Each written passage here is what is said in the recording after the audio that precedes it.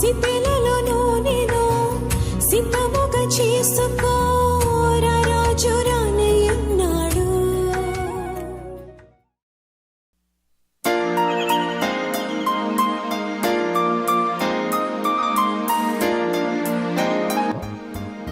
పరిశుద్ధుడా, ప్రేమ కలిగిన స్వామి,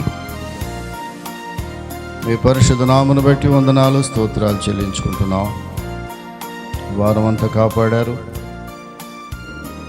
ప్రభువా. ఈ ఆగస్టు మాసం అంతా కూడా మీ సన్నిధి మా బిడ్డలతో మాతో ఉంచారు. నిజముగా నిన్ను కీర్తించి కొనియాడవలసిన వారంగా ఉన్నాం. మీ ప్రేమను గుర్తెరిగే వారంగా మమ్మల్ని చేయండి. ఆనాడు ఇశ్రాయేలీయులు ప్రభువా మీ ప్రేమను గుర్తించలేక అనేక విధాలుగా నీకు దుఃఖం పుట్టించి వారి కొరకు మీరు కన్నీరు కార్చినట్లుగా మేము చూస్తూ ఉన్నాం. పరిశుద్ధాత్మను దుఃఖపరచుని ఈడికరి సెలవిచ్చావు. నీ పరిశుద్ధాత్మను దుఃఖపరచడం మాకు మంచిది కాదు ప్రభువా. నీవు చేసే ప్రతి క్రియను మా హృదయమంతటితో మేము స్తుతించే వారిగా చేయండి. వచ్చిన బిడ్డలందరిని బట్టి వందనాలు చెల్లించుకుంటున్నాం. ఎంతో ఆసక్తితో ప్రభువా నీవు నడిపిస్తే వచ్చిన బిడ్డలు వాక్యం వినాలని ఆశపడి వచ్చారు. ఈ వచ్చిన వారెవరూ కూడా వృధాగా వచ్చి వెళ్ళేవాళ్ళు కాదు. నీ వాక్యం కొరకు తృష్ణగొని నీ విలువైనటువంటి మాటలు వినాలని వాడిని హృదయంలో దాచుకోవాలని వచ్చారు ప్రభువా. ఈ లోకం ఇచ్చినట్టుగా మీరు మాకు ఇవ్వటం లేదు. మీరు ఇచ్చేది మాకు ప్రత్యేకమైంది, విలువైనటువంటిది ప్రభువా. మీ సన్నిధిలో మాకు దొరికే ప్రతిదీ విలువైందే.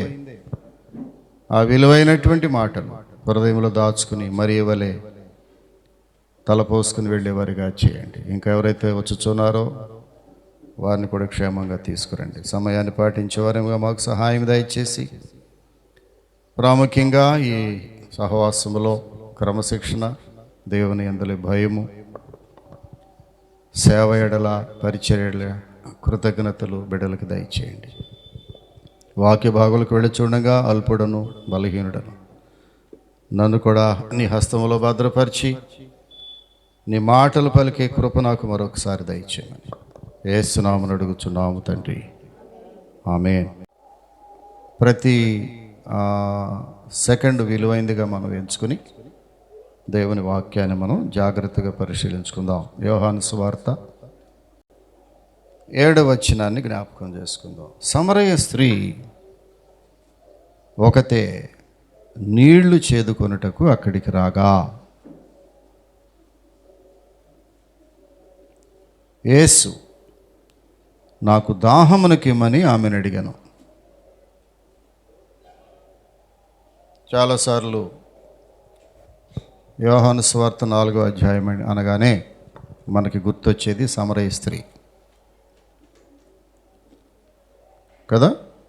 ఈ సమరయ స్త్రీ గురించి చాలా ప్రసంగాలు మనం విన్నాం, తెలుసు మీకు. ఈ స్త్రీ మీ అందరికీ పరిచయం, కొత్త అంగాదేమో, మనందరికీ పాత సిస్టర్ గారేమో. సమరయ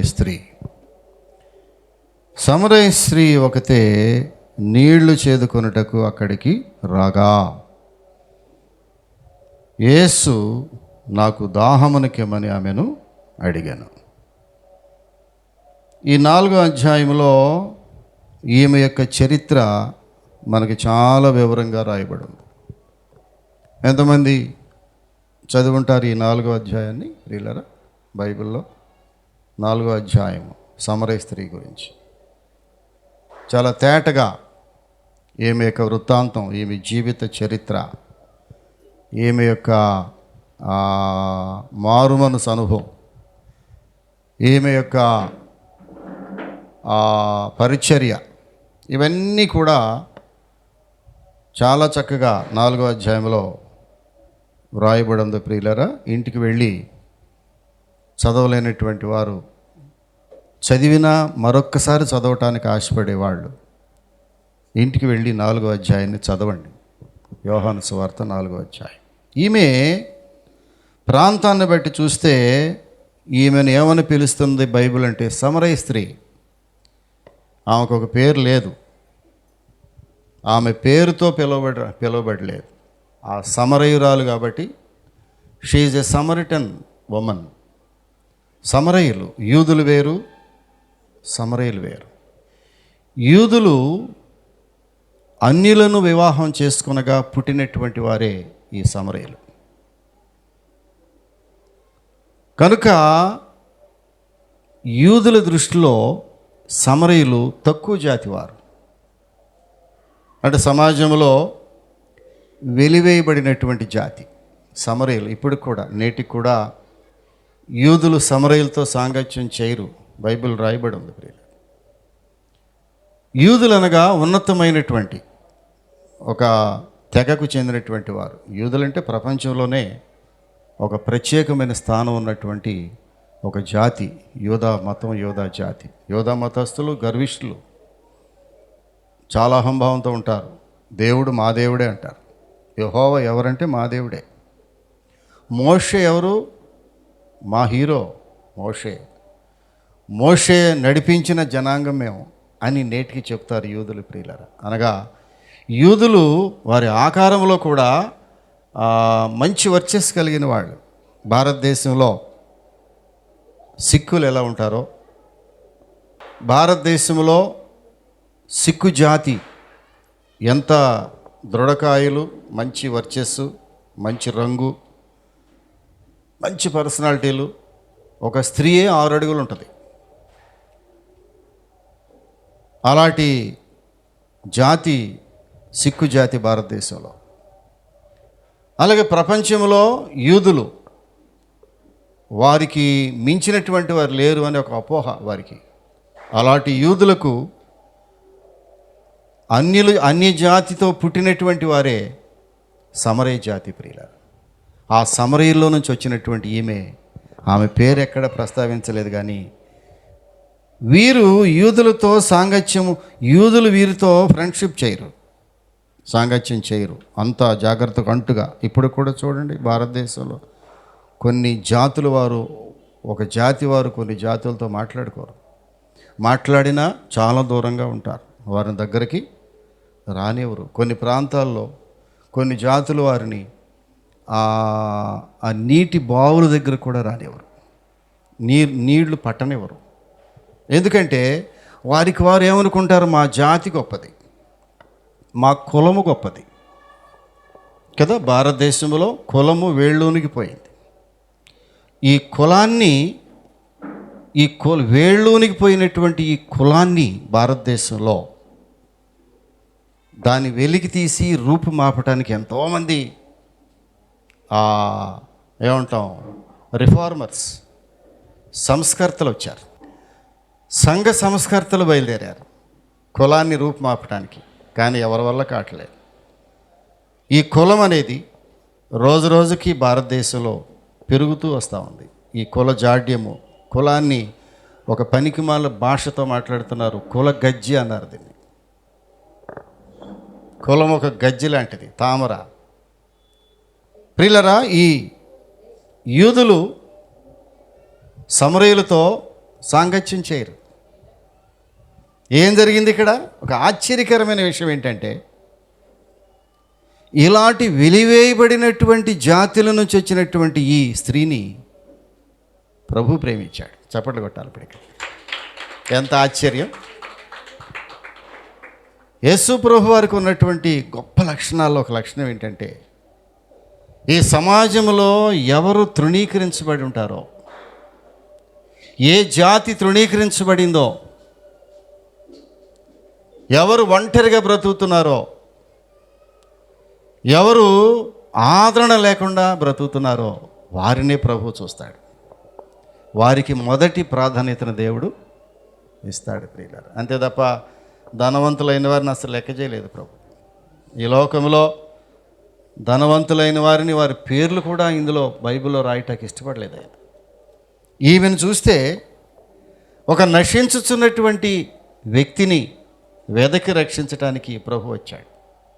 వెళ్ళండి దయచేసి లోకాసువార్త 19వ అధ్యాయంలో 10వ వచనం ఏం చెప్తుందో తెలిసిన?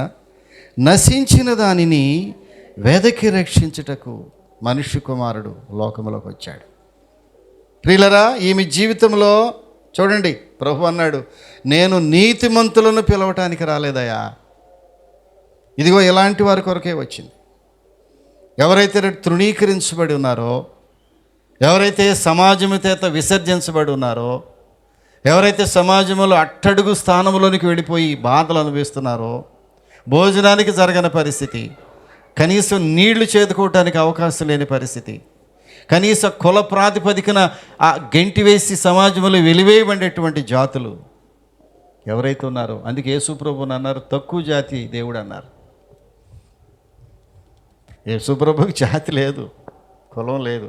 కానీ ప్రపంచం ఏముందంటే యేసు ప్రభు వారు తక్కువ జాతికి చెందిన దేవుడండి ఈయన. అసలు ఆయనకి కులాన్ని ఆపాదించి ఈయన క్రిస్టియన్ జాతి అండి అన్నారు. యేసు ప్రభు వారు క్రిస్టియన్ కాదు. బైబిల్ చదవండి ప్రియులారా, బైబిల్లోకి వెళ్ళి మాట్లాడండి. పాస్టర్ గారు చెప్పింది వినబాకండి. మాకున్న నాలెడ్జ్ కొంచెమే, పరిమితి కలిగినటువంటి నాలెడ్జ్ మాది. మేము కేవలము మానవ మాత్రమే. బైబిల్ చదవండి. పాస్టర్ గారు చెప్పిన వాక్యం కాదు, మనం ఏదో గైడెన్స్ ఇచ్చేవారమే.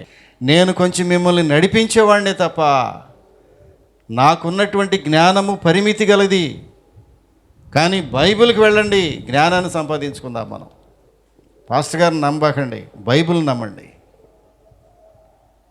పాస్టర్ గారు నమ్మొద్దు దయచేసి, బైబిల్ నమ్మండి. పాస్టర్ గారులు అనేకమైన బలహీనతలు ఉంటాయి, ఆయనే దేవుడు అనుకోవద్దు దయచేసి. బైబిల్ నమ్మండి, దేవుని వాక్యాన్ని నమ్మండి. నేను దేవుని వాక్యాన్ని నమ్ముకున్నాను. ఈనాడు రక్షణ దేవుడు నాకు ఇచ్చాడు ప్రియులారా. ఏ వ్యక్తిని నమ్మలేదు నేను. ఒక వ్యక్తిని చూసి దేవుని సన్నిధికి వెళ్ళలేదు నేను. ఒకవేళ అలాంటి వారు ఎవరైనా ఉంటే దయచేసి వినండి. దయచేసి ఈ రోజున బైబిల్లోకి వెళ్ళండి దయచేసి. బైబిల్ ఏం చెప్తుంది? నశించిన వారిని వెదకి రక్షించడానికి ప్రభు వచ్చాడు. ఎవరైతే అట్టడుగునున్నటువంటి వారు, డిప్రెస్డ్ పీపుల్, డిప్రెస్డ్ కండిషన్లో ఉన్నవారు, అణిచివేయబడి అణగారిన వర్గాలు, ఎవరైతే అణగారిన వర్గాలు ఉంటారో, ఎవరైతే త్రోసివేయబడిన వర్గాలు ఉంటారో వారిని వెతుక్కుంటూ దేవుడు వచ్చాడు. అదే క్రీస్తు ప్రభువులో ఉన్న ప్రత్యేకత ప్రియులారా. ధనవంతుల వైపు రాలేదు ఆయన. ఇక్కడ చూడండి దయచేసి, ఆమె బ్రతుకులో విసిగి వేసారిపోయినటువంటి స్త్రీ ఈమె. బ్రతుకు చిందరవందరైపోయింది, కుక్కలు చింపిన విస్తరాకువలు అయిపోయింది ఆమె జీవితం. ఎవరూ తోడలేరు. చాలామందిని ఆశ్రయించింది, ఎంతోమంది ధనికుల దగ్గరికి వెళ్ళింది, వారి ధనాన్ని ఆశ్రయించింది, వారి పేరు ప్రతిష్టలను ఆశ్రయించింది. వారితో పాటు నాకు కూడా మంచి పేరు వస్తుంది అనుకుంది. కానీ అందరూ కూడా ఆమె పరిస్థితిని అంతా కూడా జీవితాన్ని వాడుకుని వదిలేశారు. ఆమె ఇప్పుడు మోడులాగా అయిపోయింది. ఆ మోడును వెతుక్కుంటూ వచ్చాడు యేసు ప్రభు. ఎంత మంచి దేవుడు మన దేవుడు. క్రీస్తు ప్రభు ఎంత మంచి దేవుడమ్మా. ఎవరిని వెతుక్కుంటూ వచ్చాడంటే, విసిగి వేసారిపోయి జీవితంలో శాంతిని కోల్పోయి సమాధానం అంటే ఏంటో తెలియని పరిస్థితుల్లో గజిబిజి అయిపోయింది ఆమె జీవితం. ఆమెను వెతుక్కుంటూ వచ్చాడు దేవుడు. ఒకరోజు యేసు ప్రభు వారు ఆయన శిష్యులతో పాటు 4వ అధ్యాయంలో చూస్తే, ఆయన సమరయ మార్గమున వెళ్ళవలసి వచ్చెను. ఒక రోజున ఏ మార్గాన్ని ఎంచుకున్నాడో తెలిసిన ఆయన సమరయ మార్గములో నుంచి వెళ్ళాల్సి వచ్చింది. చూడండి దేవుని సంకల్పం ఎలా ఉంటుందో.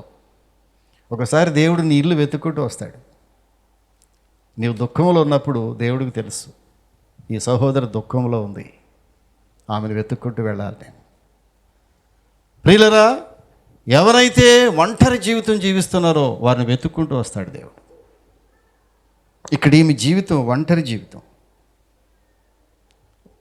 ప్రభువారు ఎక్కడికి వచ్చాడు తెలిసిన?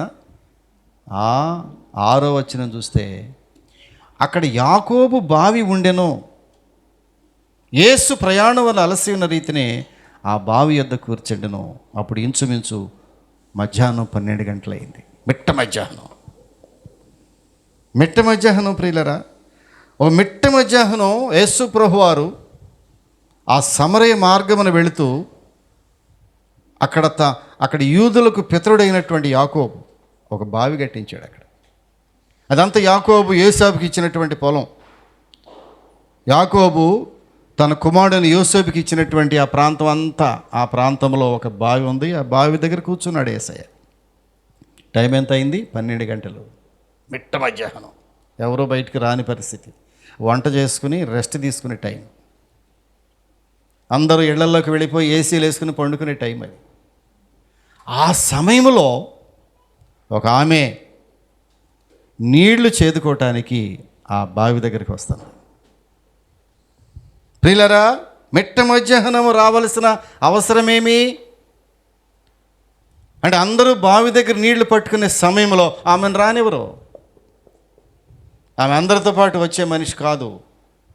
ఒకవేళ వచ్చిందంటే ఈ సమాజం తోటి స్త్రీలు, సమాజం అంటే ఎవరు? తోటి స్త్రీలు. ఆమెతో ఉన్నటువంటి స్త్రీలు కాకులు పొడిసినట్టు పొడుస్తారు ఆమె. ఎంతమంది స్త్రీలను? స్త్రీలే. ఎంతమంది స్త్రీలు? తోటి స్త్రీలే. దేవుడు వారితో సమానంగా చేసిన స్త్రీలే కాకులు పొడిసినట్టు పొడవట్లేదు కొంతమంది స్త్రీలను. ప్రియులరా, తోటి స్త్రీని మనిషిగా చూడలేనటువంటి సమాజంలో ఎంతమంది తోటి స్త్రీని కాకులు పొడిసినట్టు పొడిసి ఆమె యొక్క బలహీనతలను బయటపెట్టి ఆమెను చిత్రహింసలకు గురి చేసి ఆమె జీవితంలో విరక్తి కలిగేటట్టు చేసి ఇక చావే శరణ్యం అనుకునేటటువంటి పరిస్థితి ఎవరు చేస్తున్నారు? తోటి స్త్రీలే. ఎవరో కాదు ప్రియులారా, ఎవరో కాదు, తోటి స్త్రీయే. నీవే నీ ప్రక్కన ఆమెను కాకులు పొడిచినట్టు పొడుస్తున్నావు. ఈ స్త్రీని ఎప్పుడు వచ్చిందంటే ఏమి బావి దగ్గరికి? మిట్ట మధ్యాహ్నం 12 గంటలకు కొండ తీసుకొచ్చింది. ప్రభు ఆశ్చర్యపోయాడు. ఈమె ఈ సమయంలో అందరితో పాటు కలిసిమెలిసేటటువంటి స్త్రీ కాదని, ఓహో ఈమె 12 గంటలకి నీళ్ళకి వచ్చిందంటే ఈమె ఒంటరితనం దేవుడు గ్రహించాడు. ప్రియులారా, గ్రహించి ఏమన్నాడు తెలిసినా? చాలా ప్రేమించాడు ఆమెను. ఆదరణ లేకుండా వచ్చింది అనుకున్నాడు. ఈమెకు ఆదరణ లేదనుకున్నాడు. ఒంటరిగా వచ్చింది, బిక్కుమంట వచ్చింది, అటు ఇటు చూసుకుంటూ వస్తుంది. చేతిలో కొండ ఉంది, నీళ్లు చేదుకోవటానికి వచ్చింది. ఎవరూ లేరు. మిట్ట మధ్యాహ్నం, భయంకరమైన ఎండ. ఆ సమయంలో వచ్చినటువంటి ఆ స్త్రీని ప్రభు అన్నాడు, ఒక ప్రశ్న వేశాడు. ప్రభు సామాజికంగా, సాంఘిక పరంగా ప్రజలతో మమేకమైనటువంటి దేవుడు మన దేవుడు. ఎక్కడో మనుషులు కట్టిన గుడిలో నివసించే దేవుడు కాదు మన దేవుడు. గుళ్ళు గోపురాల్లో నివసించే దేవుడు కాదు మన దేవుడు. మన దేవుడు ఎవరో తెలిసినా? ఎవరు ఆత్మలు నశించిపోతున్నాయో, ఎవరు కన్నీరు కారుస్తున్నారో, ఎవరు అవసరతలో ఉన్నారో, ఎవరు నీచమైన స్థితిలో దిగజారిపోతున్నటువంటి పరిస్థితులు ఉన్నాయో వాళ్ళ దగ్గరికి వెళ్ళి వారిని ఆదరించి వారి కన్నీరుని తుడిచే దేవుడు మన దేవుడు. ఎంత మంచి దేవుడు, ఎంత మంచి దేవుడు. గుడిలో, ఎక్కడ బడిలోనో పెద్ద కోవిలు కట్టేవండి మా దేవుడికి అని అక్కడ ఆ దేవుడిని కూర్చోబెడితే కూర్చునే దేవుడు కాదు యేసు ప్రభు వారు. గమనించాలి దయచేసి. పాస్టర్ గారు మాట్లాడొద్దు, బైబిల్ చదవండి. ఈ క్రీస్తు ఎవరో తెలుస్తుంది మీకు. ఎవరు ఈ క్రీస్తు తెలిసినా? ఆర్తనాదాలతో అల్లాడిపోతున్నటువంటి మనుషులను వారి కన్నీరు తొడవటానికి వచ్చిన దేవుడు ఆయన. ఇంట్లో కూర్చున్నాడా? కూర్చోాల. మిట్ట మధ్యాహ్నం ఒక బావి దగ్గర కూర్చున్నాడు. ఎవరి కోసం తెలిసినా? ఈమె కోసమే. తెలుసు ఆ సహోదరి పడే బాధలేంటో దేవుడికి తెలుసు. వచ్చి రాగానే ఆమెతో ఏమన్నాడు తెలిసినా? ఓ చక్కని ప్రశ్న వేశాడు. అమ్మా, నాకు దాహానికి నీళ్ళు ఇస్తావా అడిగాడు. ఒక్కసారి ఆ మాటకు ఆశ్చర్యపోయింది. ఈయన అపీరెన్స్ చూస్తే యూదుల్లాగా ఉన్నాడే. యూదులు మాలాంటి సమరయుల్ని మంచినీళ్ళు అడగటమా? మేము మంచినీళ్ళు ఇస్తే తీసుకోవటమా? ఒకరోజు నేను ఒక హోటల్కి వెళ్ళా. చిన్నప్పుడు 5వ క్లాస్ చదువుతున్న హోటల్కి వెళ్ళా. మేము క్రిస్టియన్స్ కదండి అయ్యా, మేము కూడా సమాజంలో త్రోసివేయబడినటువంటి జాతి వాళ్ళమే. మేము కూడా మన సమాజం ఎంత భయంకరమైందంటే, నేను మాస్టర్ అబ్బాయిని అయ్యుండి ఆ గ్రామంలో ఇడ్లీ అడిగితే నేనేమన్నాడు, మీరు క్రిస్టియన్స్, మేము ఇడ్లీ ఇవ్వం మీకు. ఎంత భయంకరమైన సమాజం మంది, ఎంత కుల గజ్జితో నిండిపోయిన సమాజం మంది, అసహ్యమైనటువంటి సమాజం మంది. అలాంటి అసహ్యమైన సమాజంలో దేవాది దేవుడు పరలోకములోంచి దిగి వచ్చి, ఎక్కడి నుంచి వచ్చాడు ఆయన? పరలోకములోంచి వచ్చినటువంటి దేవాది దేవుడు. మామూలు మనిషి ఆయన కాదు, మనిషి కాదు ఆయన, దేవుడు, దేవుని కుమారుడు మనిషిగా వచ్చాడు. మనిషి కాదు, మనిషిగా వచ్చాడు. ఎవరైనా దేవుని కుమారుడు. ఎవరి కోసం వచ్చాడు? నీ కోసం వచ్చాడు. ఈ సమరయ స్త్రీ, ఆమెను ఒకే ఒక ప్రశ్న, అమ్మా దాహంగా ఉంది, కొంచెం మంచినీళ్ళు ఇస్తారా? అదిరిపోయింది ఏమి. అమ్మో, ఒక సమరయ స్త్రీని పట్టుకుని దాహానికి మంచినీళ్ళు అడిగాడే, ఏముందో తెలిసిన అక్కడ చూడండి. యూదుడైనటువంటి మీరు సమరయ స్త్రీ అయినటువంటి, సమరయ స్త్రీ అంటే త్రోసివేయబడినటువంటి అణగారిన జాతిలో ఉన్నటువంటి కులహీనులైనటువంటి నన్ను, అయ్యా నువ్వు మంచినీళ్ళు అడుగుతున్నావా? నీవు యూదుడు కదా. ఆశ్చర్యపోయింది. ఈయనెవరో గొప్పవాడు కదా, ఎలా అడుగుతున్నావు, ఎలా అడుగుతున్నావు? ప్రియులరా, 10వ వచనం చూడండి. యూదులు సమరయులతో సాంగత్యము చేయరు. చాలా నిష్ట కలిగినటువంటి యూదులు వీళ్ళు. అవును, మన సమాజంలో చాలామంది ఇంకా నిష్ట ఉంది, చాలా నిష్ట కలిగిన స్త్రీ. అప్పుడు ప్రభు ఏమన్నా తెలిసినా, ప్రభు అన్నాడు, అందుకు యేసు దేవుడు చక్కని సమాధానం చెప్పాడమ్మా. మన దేవుడు యేసు ప్రభు ఎలాంటి వాడంటే, ఎవరికి ఏ విధమైన సమాధానం చెప్పాలో, ఎవరికి ఏ విధమైన సమాధానం చెబితే ఆ వ్యక్తి తృప్తి పడతాడో యేసయ్యకి బాగా తెలుసు. బాధలో ఉన్నటువంటి వ్యక్తిని ఏ విధంగా ఆదరించాలో యేసయ్య కంటే ఎవరికి తెలియదు ఎక్కువ. కొంతమంది బంధుత్వంగా ఇంటికి వస్తే ఆ కుటుంబంలో ఎంత ఆదరణ ఉంటుందో చెప్పలేము. ఒక మనిషితో మాట్లాడితే ఆదరణ దొరుకుద్ది, కానీ కొంతమందితో మాట్లాడండి భయం వేస్తుంది. అలాంటి వారితో మాట్లాడకపోవటమే మంచిది. నువ్వు ఎలా ఉన్నావో నాకు తెలియదు. నువ్వే ఇంటికన్నా వెళితే ఆ గృహంలో ఒక ఆదరణకరంగా ఉంటున్నావా? నువ్వు ఆ గృహంలో గొడవలు పెడుతున్నావా? కొంతమంది అడుగు పెడితే చాలు ఆ గృహంలో యుద్ధమే. నీ అడుగు ఎలా ఉంది? ఏ గృహంలోకి వెళ్ళినా గృహంలో శాంతి కనబడుతుందా? నీవే గృహంలోకి వెళితే నేను ప్రార్థన చేస్తా, ప్రభువా మేము ఏదైనా గృహాన్ని దర్శించినప్పుడు మా ద్వారా ఆ గృహం ఆశీర్వదించబడాలి, మా ద్వారా గృహానికి ఆశీర్వాదం రావాలి, మేము వెళ్ళటం వల్ల గృహం ఆశీర్వదించబడాలి, మేము ఆ కూటమిలోకి వెళ్ళటం వల్ల ఆ కూటమిలోకి వచ్చిన బిడ్డలు ఆశీర్వాదం పొందాలి. మరి నీ రాకపోకలు ఎలా ఉన్నాయి సమాజంలో? ఇదిగో యేసు ప్రభు వారు అంటున్నాడు, అమ్మా నేను ఎవరినో నీకు తెలిస్తే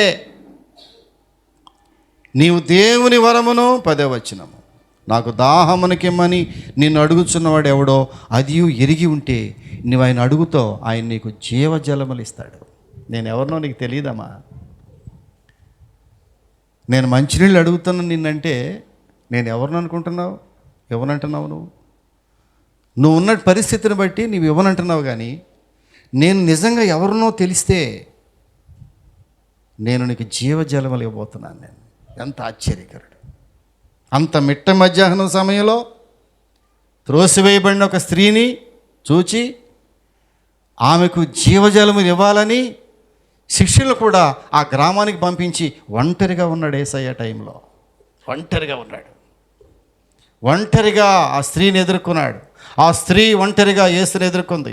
ఇద్దరికి చక్కని సంభాషణ జరుగుతూ ఉంది. అమ్మ మంచినీళ్ళు ఇస్తావా? నేనేంటి నీకు మంచినీళ్ళు ఇవ్వటం ఏంటయ్యా? నేను సమరయ స్త్రీని, మీరు యూదులు. ప్రభు అన్నాడు, నేను ఎవరినో నీకు తెలిస్తే ఖచ్చితంగా నువ్వు మంచినీళ్ళు అడుగుతావు నన్ను. నీవు నీ శరీరానికి సంబంధించిన శారీరక దాహాన్ని తీర్చుకోగలటకు వచ్చావు, కానీ నేను నీ ఆత్మీయ దాహం తీర్చడానికి వచ్చా. దాహం 2 రకాలు, శారీరక దాహము, ఆత్మీయ దాహము. ఆత్మీయముగా నీవు చాలా దాహములో ఉన్నావు, తృప్తి లేదు. నీ జీవితానికి తృప్తి లేదు. ఆ తృప్తి వెతుక్కుంటూ వస్తున్నావు, ఎక్కడా లేదు. చాలా చోట్ల వెతికేవి ఇప్పుడు నువ్వు. మానవుడికి తృప్తి లేదు. ప్రియులరా, ఏమన్నాడు తెలిసిన? నేను నీకు జీవజలములు ఇస్తానమ్మా, తప్పకుండా ఇస్తాను, నువ్వు అడుగు. అప్పుడు ఏముందో తెలిసిన? అయ్యా, ఈ బావి చాలా లోతైంది.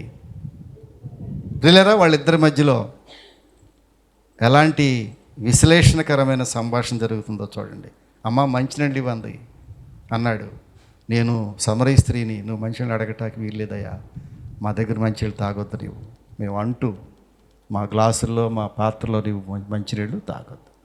నేను ఎవరినో నీకు తెలిస్తే నువ్వు తప్పకుండా ఇస్తావు, నేను మళ్ళీ నీకు తిరిగి నీకు జీవజలములు ఇస్తాను. మళ్ళా కవించింది, ప్రభువా నీవెవరో నాకు తెలియదు, కానీ ఈ బావి చాలా లోతైంది, ఇది తోడటానికి కూడా అవకాశం లేనటువంటి లోతైన బావిది, నీకు నీళ్ళు ఇవ్వలేను నేను, కరాఖండిగా చెప్పేసింది.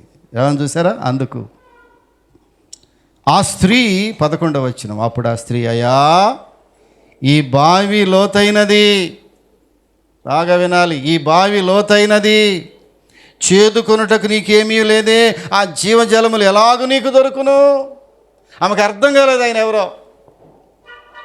ఈ బావి చాలా లోతైందయా, చేదుకోవటానికి నీ వల్ల కాదే, ఎలా చేదుకుంటావు నీవు? ఈ బావి చాలా లోతైనది, చూడండి ఎలాగ దొరుకును. తానును తన కుమారులను పశువులను ఈ బావి నీళ్లు త్రాగి మాకిచ్చిన మన తండ్రి అయిన యాకోబు కంటే నీవు గొప్ప.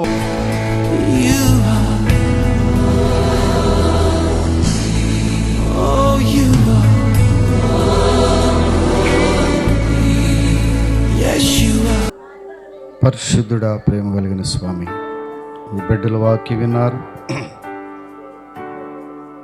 పశ్చాత్తాపడి ప్రార్థిస్తున్నారు. ప్రభువా, వారి ప్రార్థన ఆలకించండి, వారి కన్నీరు తొడవండి. జీవితంలో విసిగి వేసారిపోయి కన్నీరు మున్నీరైపోయి ఆదరణ లేక ఆశలు అడిగింటిపోయి ఎవరిని ఆశ్రయించాలో తెలియక గాలి వానకు కొట్టబడిపోతున్న పరిస్థితిలో,